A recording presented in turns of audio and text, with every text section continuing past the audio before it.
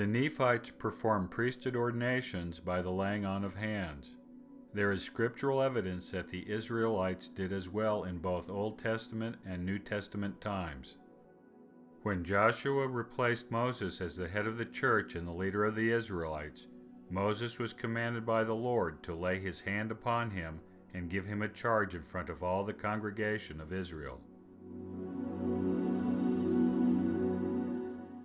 In the New Testament, when the apostles were overburdened serving tables, they decided to appoint 7 others to this business, so that the apostles could devote their entire time to the ministry of the Word.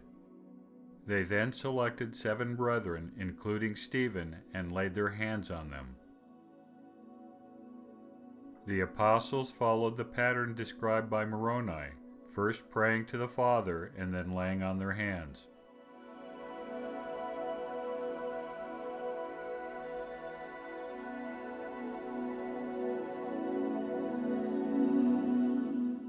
The practice of the laying on of hands to confer priesthood authority and office is much different in the modern church. Since the time of Joseph Smith, there have been numerous changes, additions, and subtractions. The modern ordinance takes the following form according to Handbook 2, Administering the Church.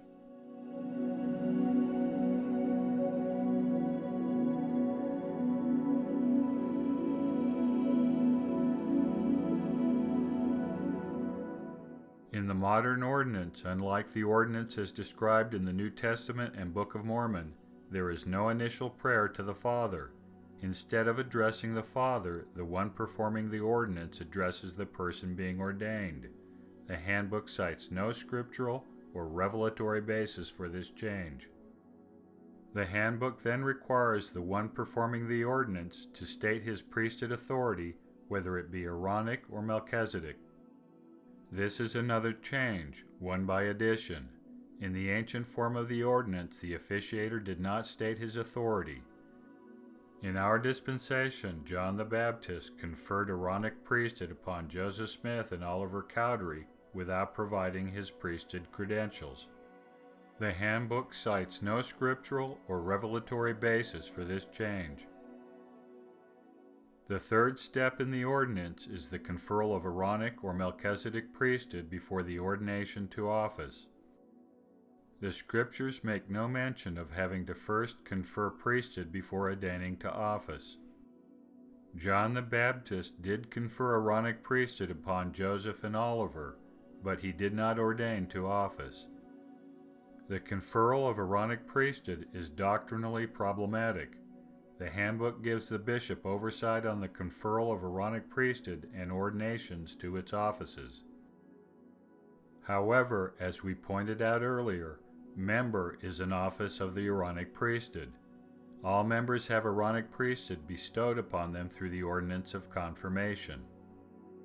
Since all members hold Aaronic priesthood authority through confirmation, there is no need to confer it again when ordaining to the offices of deacon, teacher, or priest.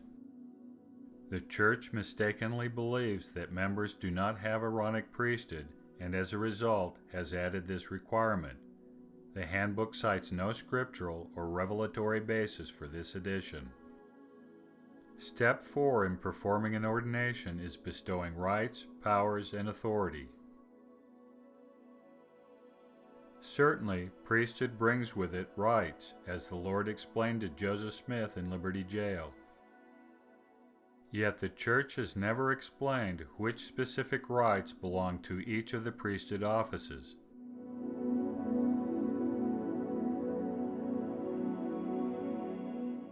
Nor does the handbook offer any scriptural justification for this additional statement. This statement is not found in the precedents set in the Book of Mormon or New Testament. The handbook then recommends that an officiator pronounce a blessing on the newly ordained priesthood holder. It is to be given as the Spirit directs.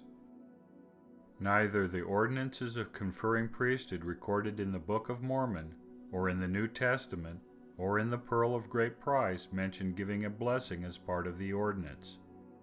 Since the handbook gives no scriptural source, then this is another unauthorized addition. The handbook provides further instruction on the content of the blessing.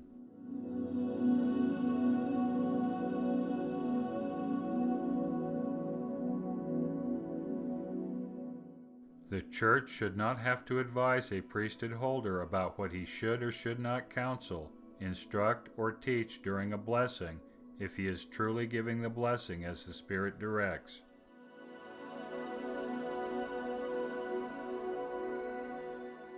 In truth, this is a tacit admission that not all blessings are directed by the Spirit. If blessings include inappropriate counsel, instruction, or teaching, then these are not the product of the promptings of the Spirit.